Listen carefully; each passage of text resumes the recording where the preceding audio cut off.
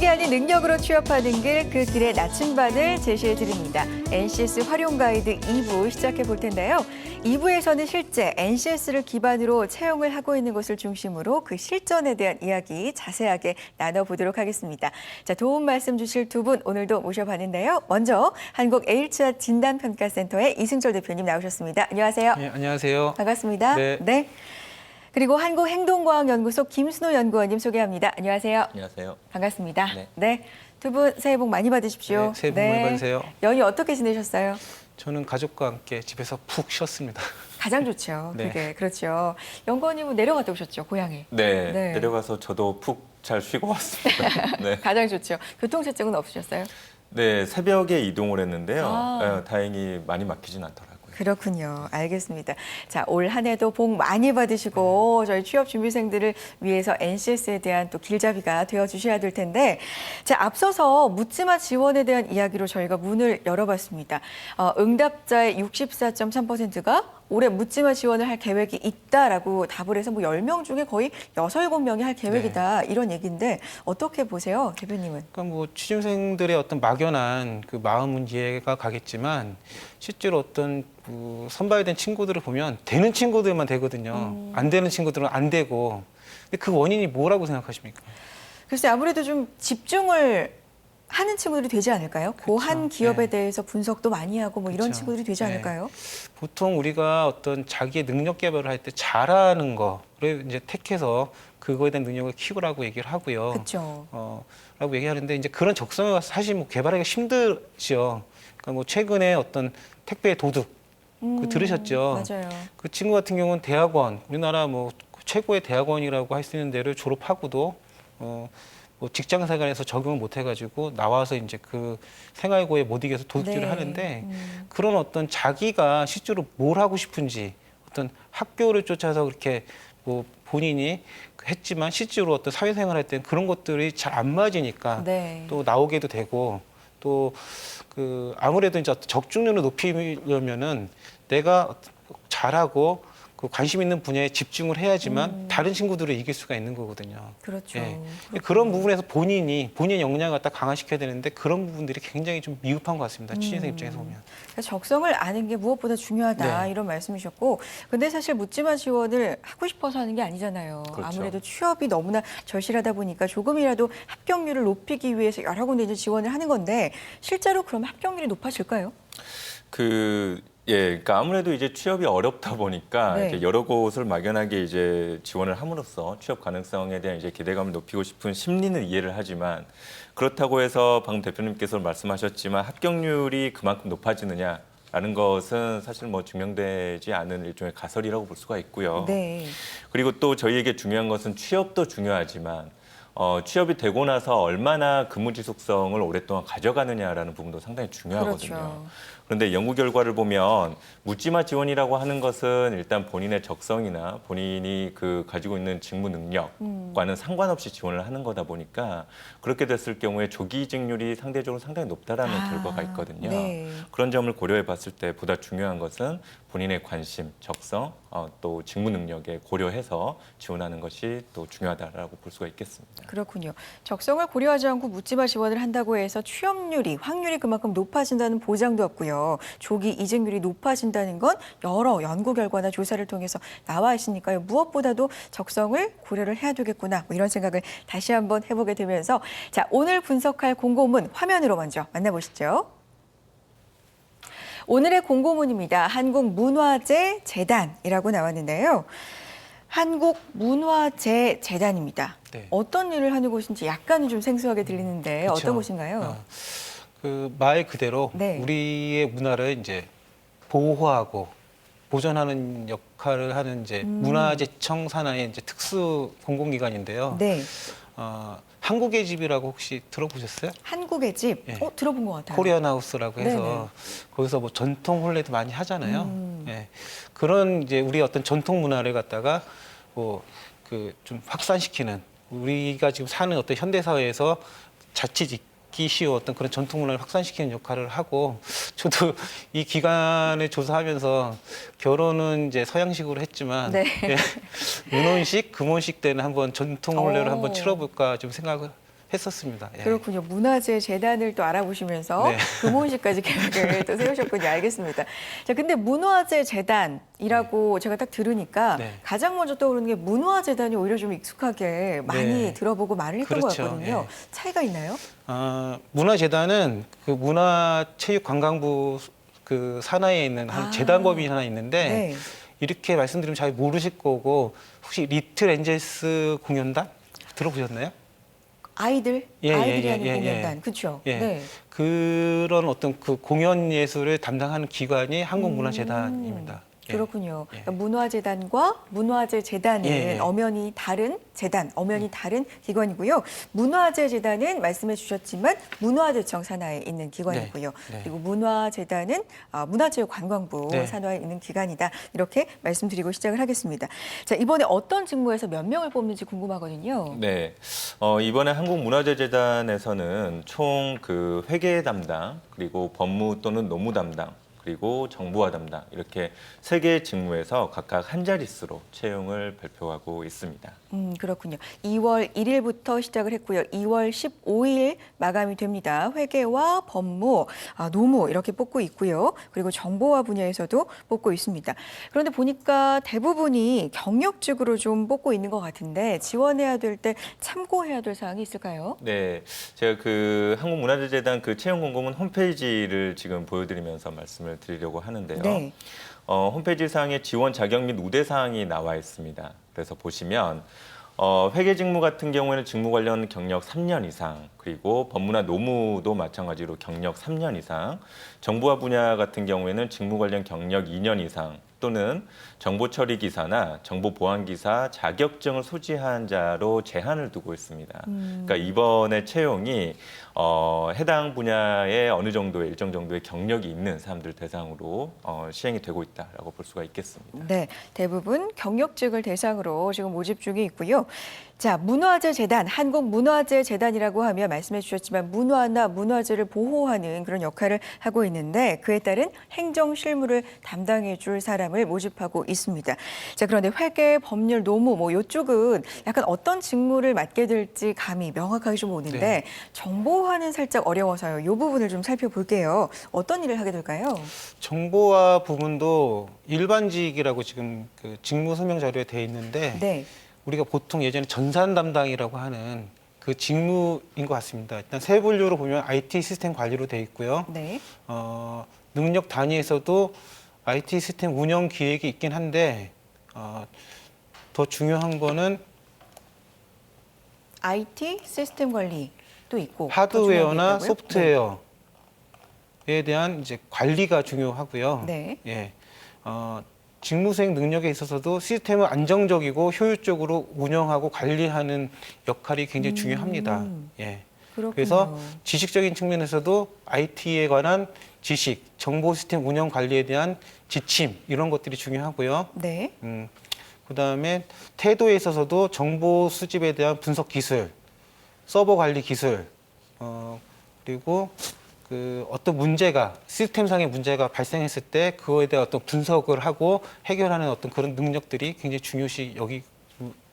중요하다고 나타나 있습니다. 그렇군요. 네. 그러니까 경력직을 모집하고 있잖아요. 그러니까 네. 원래 IT 쪽에 몸을 담고 계셨던 그쪽 일을 하셨던 분이라면 더 유리하게 작용을 할까요?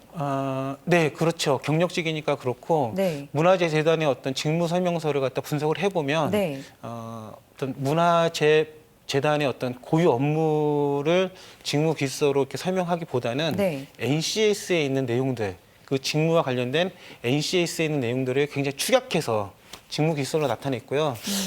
이거는 뭐 어떻게 뭐 좀 다르게 생각을 하면은 어떤 재단의 어떤 특수 업무보다는 일반적인 경험이 있는 사람들, 예, 아주 뭐 그 어렵지 않게 본인이 어떤 그 직무 분야에서 계속 열심히 일을 해왔다면은 누구나 지원할 수 있는 그런 그런 직무 기술서라고 보시면 됩니다. 그렇군요. 지금 한국문화재재단이 NCS 기반으로 채용을 하고 있는 건 맞나요, 대표님?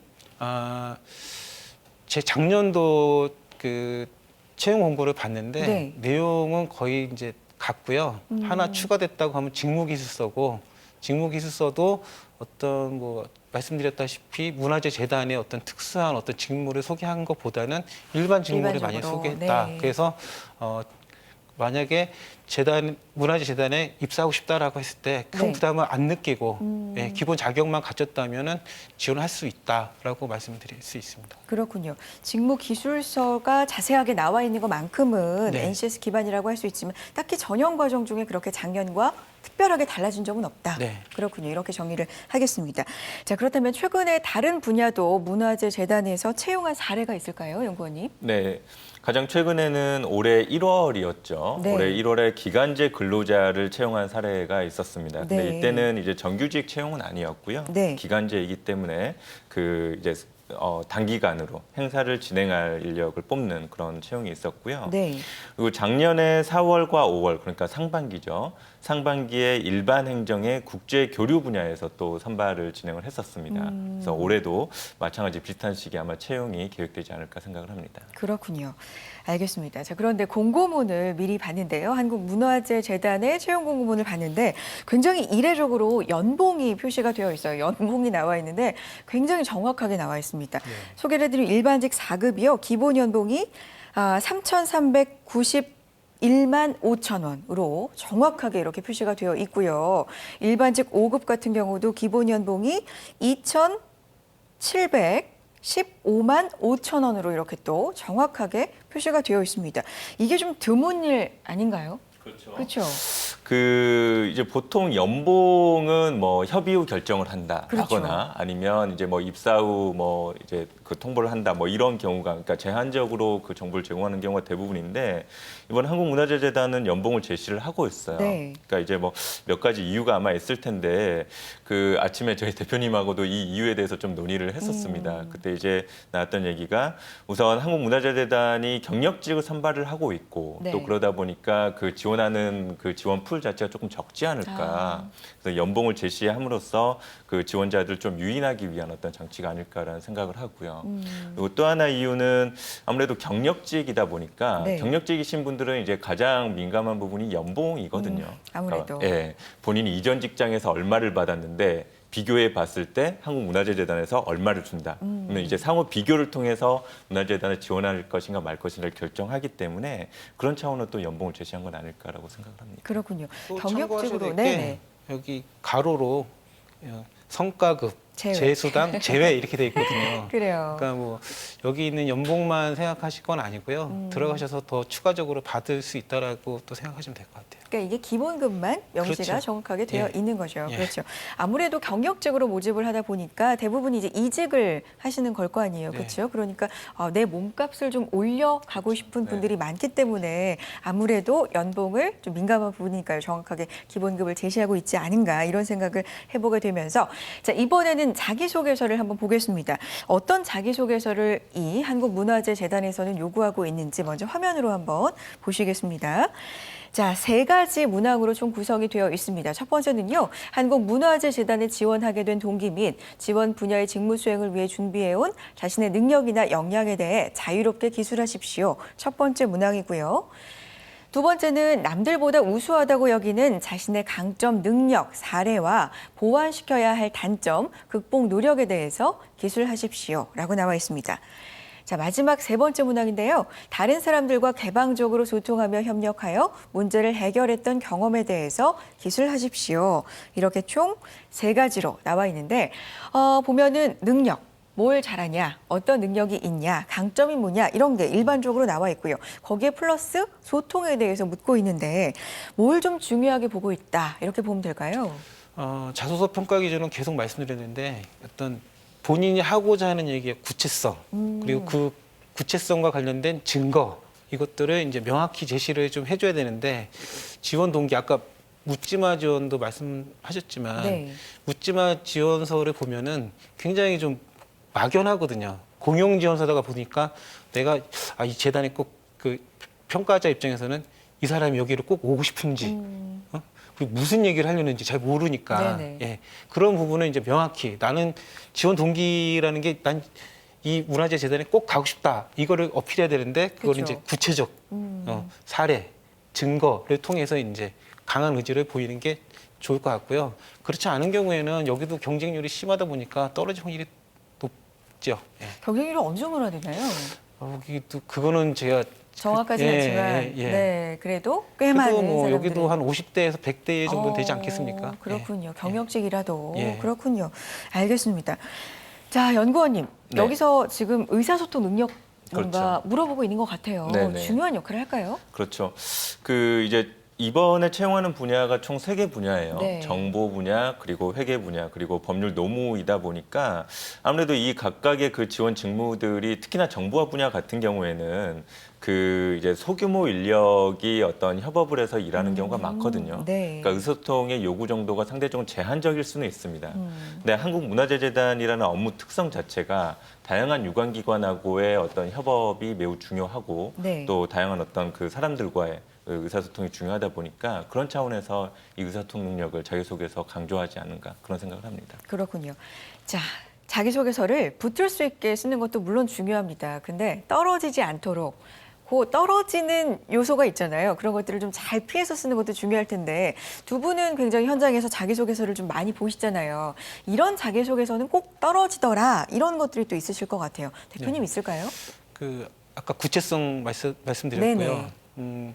저희가 이런 자소서 평가할 때는 또 행동 수준이라는 걸 갖고 평가를 하는데 뭔가요? 그러니까 내가 여기 지원하는 것들이 이제 일반적인 수준이 아니고 어떤 협력, 의사소통의 어떤 과정들이 그냥 집에서 엄마하고 의사소통이 잘했다라고 해서 붙을 수 있는 건 아니잖아요. 그렇죠. 그리고 뭐 과의 어떤 프로젝트나 친구들끼리 의사소통을 했다고 해서 붙을 수 있는 건 아니고 네. 직장에서 필요한 그런 행동 수준들이 있습니다. 그런 행동 수준을 내가 갖췄다라는 거를 어필을 해야 되는데 그게 좀 많지는 않더라고요. 네. 평가를 하다 보니까. 네. 일반적인 일상 생활 수준에서가 아니라 네. 정말 직무 능력에 필요한 능력을 갖췄다라는 걸 보여줘야 되는데 그걸 또 굉장히 구체적인 네, 사례를 사례. 통해서 보여줘야 되는군요. 알겠습니다.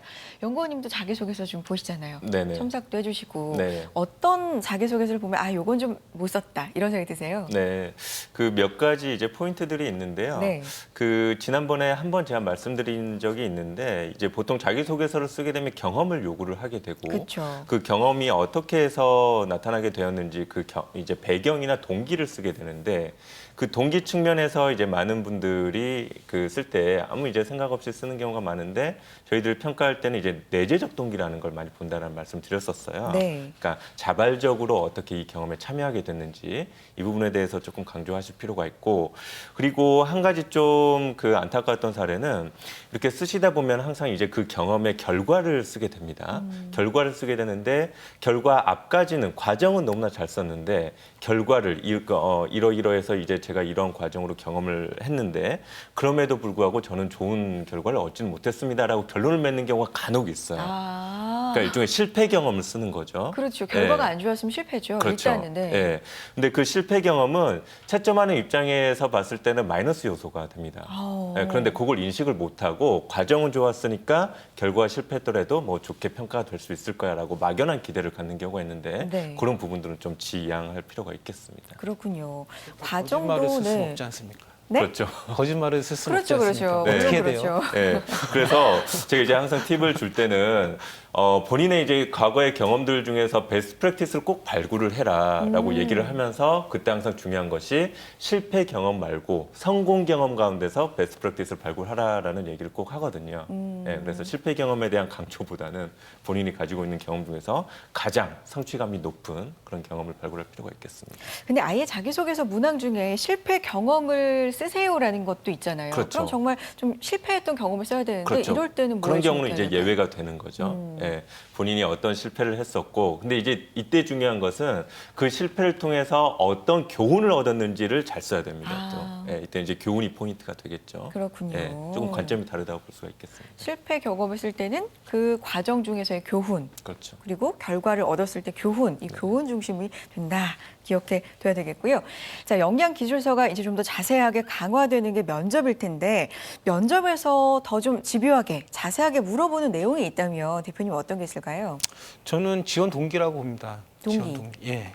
이 친구가 왜 여기로 와야 됐는지. 사실 지원 동기가 강할수록 아까 우리 연구원님이 이직률을 말씀하셨는데 네. 그 지원 동기 부분이 어떤 이직률과 저는 굉장히 그 상관성이 높다고 보거든요. 그래서 지원 동기가 이 친구가 정말 우리 그 문화재 재단의 올 친구인지 그냥 막연하게 지원한 건지 이런 것들을 판단하기 위해서 그런 질문을 꼭 더 강하게 물어볼 것 같습니다. 아무래도 또 경력직을 뽑고 있으니까 네. 그런 부분을 더 강하게 물어볼 것도 같다. 저도 그런 생각이 드는데 연구원님은 영양기술서를 보고 어떤 부분을 좀 더 자세하게 물어볼 것 같으세요? 네, 이제 보통 이제 경험을 탐침한다라고 하는 것은 저희가 여러 차례 얘기했던 이제 스타 기법에 따라서 팔로업 질문들이 드러날 것이고요. 네. 그런데 이번 한국문화재재단 같은 경우에는 경력직을 선발하고 있으니까 네. 본인의 경력, 과거 경력과 관련해서 어떤 특장점을 가지고 있는지 이런 부분이 꼭 질문으로 나오지 않을까 생각합니다. 알겠습니다. 아무래도 경력직이니까 네. 그 부분에 우리가 주목을 해야 할 필요가 있을 것 같습니다. 여러 가지 면에서. 자, 필기시험도 보게 되는데 필기시험 어렵게 나올까요? 어떤 식으로 출제될까요? 네, 필기시험은 NCS 기반으로 채용을 하고 있다라고 얘기는 하고 있는데 NCS 기반 직업기초능력 검사는 아니에요. 그래요. 예, 인적성 검사하고 일반 상식을 보고 있는데 이것이 가장 좀 이렇게 제너럴한 관점에서 그렇게 난이도가 높지 않은 수준에서 지금 출제가 되고 있다라고 보고 있습니다. 네. 인적성 검사 보고요. 일반 상식을 보게 되는데 일반 상식이라면 뭐가 있을까요? 일반 상식에서는 한국사, 아, 문화재 관련된 상식 부분이고요. 네. 인적성 검사도 제가 좀 알아봤는데 네. 인성 검사는 일반적인 인성 검사, 그 K 테스트라고 그 대한상공회에서 주관하는 검사가 있습니다. 네. 그거를 작년에 봤다고 하더라고요. 네, 봤다고 하고 적성 검사 부분은 이제 기존의 어떤 영역별로 이제 실시가 됐는데 지금 문화재단의 어떤 직무에서 보면은 직업기초 능력의 항목들이 각 직무 분야별로 틀려요. 그게 어떻게 그 시험이 영역이 어떻게 나올지는 좀 사실 좀 의문이긴 한데 문제를 이제 작년에 후기를 살펴보면 네. 문제는 쉬웠는데 시간이 굉장히 없었다고 아. 하거든요. 그리고 또 이제 보통 적성 검사를 하다 보면 이제 모르는 문제에 대해서 이거 답을 할까, 그렇죠, 그렇죠. 말할까, 못할까. 그게 왜 그런지 아시죠? 그렇죠. 왜 오답에 대한 감점이 있다라는 걸 사전에 그 오픈을 시키기 때문에 네. 그건 뭐 네가 자신 없는 문제는 풀지 말란 얘기거든요. 근데 K 테스트의 후기를 보니까 일단 시간은 부족했지만 오답에 대한 감점이 없으니까 다 풀어라. 예, 쓰는 게 모르는 문제도 좋겠네요. 그래서 하나의 팁이라고 하면 혹시라도 좀 아리까리한 문제, 잘 모르는 문제가 헷갈리네. 나오더라도 네. 포기하지 말고 다 풀어서 그렇군요. 예, 포기하지 말고까지 다 푸는 게 중요하다고 생각합니다. 작년의 경험에 의하면 네. 시간이 좀 부족했다. 그리고 오답에 대한 감점은 없으니까 모든 문제를 다 푸는 게 유리할 것 같다. 이런 또 도움 말씀 주셨습니다. 자, 그렇다면 NCS 관련된 필기 전형 문제 한번 살펴보도록 하겠습니다. 오늘은 어떤 유형 살펴볼까요? 네, 오늘은 문서 이해 능력 문제를 먼저 보겠습니다. 네, 문서 이해군요. 네. 문제 한번 볼게요. 네. 문제를 보시면 아래 자료를 보고 H가 이해한 내용으로 잘못된 것은 이라고 되어 있고 네. 이제 공문 내용이 나와 있어요. 바로 답을 한번 찾아보겠습니다. 네. 쭉 보시면 5번의 선택지를 보면 이번 행사는 땡땡 자동차의 자체 물품과 자원만을 활용하여 진행되는군이라고 나와 있는데 네. 그 표에 보시면 B01이란 자동차에 대해서 비고에 보면 모모 타이어와 업무 협약을 맺어서 진행이 됩니다라고 되어 있어요. 지금 표에서 네 번째 줄이죠. 그렇죠. 네. 예, 거기 보시면 모모 타이어와 업무 협약이라고 나와 있기 때문에 땡땡 자동차 자체 물품과 자원만이 아니고 타 회사와의 파트너십, 그러니까 업무 협약을 통해서 이 행사가 진행이 되고 있다고 볼 수가 있겠죠. 네. 그래서 선택지 5번이 잘못되었습니다. 그렇군요. 이런 문제는 좀 어렵진 않지만 네. 꼼꼼하게 뭐 우리 회사 만에 뭐 이런 조사 하나에도 그렇죠. 좀 신경을 써서 꼼꼼하게 살펴볼 필요가 있을 것 같다는 생각이 들고요. 자, 한 문제가 더 준비돼 있죠? 네, 이번에 이제 수리 능력 문제입니다. 네. 수리 능력 문제인데 뭐 마케팅 팀에서 고객을 대상으로 해서 서비스 만족도를 조사했어요. 네. 그래서 표가 나와 있는데 이 표에 대한 해석으로 잘못된 것을 찾으란 얘기인데 이 경우에도 바로 한번 답을 찾겠습니다. 선택지 3번을 보시면 조사에 참여한 고객 중 4분의 1이 만족도 80점 이상을 줬습니다라고 되어 있는데 응답자 수와 비율을 보시면 중간에 빈칸이 나와 있긴 하지만 저희가 초등학교 때 많이 봤던 기본적인 도표거든요. 네, 통계 그래요. 자료죠. 맞아요. 네. 네. 그래서 요거를 이제 그 숫자들을 추측해서 살펴보시면 80점 이상부터 100점 미만까지가 8명. 그리고 100점을 체크한 인원이 2명, 그래서 총 10명이고 전체 응답자 수가 50명이니까 80점 이상 점수를 준 사람은 4분의 1이 아니고 5분의 1이 되겠습니다. 그렇군요. 빈칸이 지금 A, B, C, D 네 군데가 있는데 우선 그 총 명수라고 할까요? 네. 이걸 구하는 게 가장 그렇죠. 우선일 것 같고요. 그 다음에 다 더해서 50에서 빼면 A에는 2명이 나오네요. 맞습니다. 그래서 5분의 1이구나. 그렇죠. 뭐 이렇게 알 수가 있는 약간 수학이라고 하기엔 산수. 맞습니다. 가까운 네. 좀 그런 문제가 아니었나 싶은데 자 이런 기초 통계는 주로 어떤 곳에 많이 쓸까요? 기초 통계는 지금 여기도 나와 있지만 이제 마케팅 부서에서 어떤 그 설문조사를 한다거나 또는 뭐 인사팀에서도 인력 관리를 하기 위해서는 아주 복잡한 데이터들을 관리를 하게 되죠. 예, 그런 부서에서 이제 주로 활용을 하게 되고 요구가 된다라고 볼 수가 있겠습니다. 알겠습니다. 자 오늘 이렇게 또 문서 이해 능력 그리고 기초 통계 를 비롯한 이 수리 능력에 대한 문제 풀어봤는데요.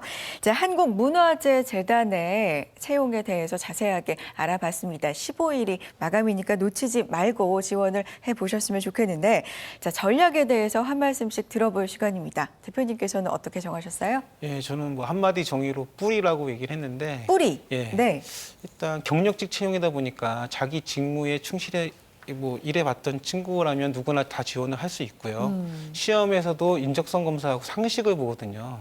그러니까 본인이 어떤 기본기가 다 돼 있다면은 지원을 갖다 다 할 수 있고 붙을 수 있다는 어떤 그런 생각에 어떤 근간이 있으면 그냥 다 붙지 않을까라는 생각으로 뿌리라고 얘기를 하고 그렇군요. 싶습니다. 예. 왠지 문화재재단과 뿌리라는 말은 굉장히 잘 어울립니다. 그렇죠. 문화와 문화재를 또 관리하는 곳이니까요.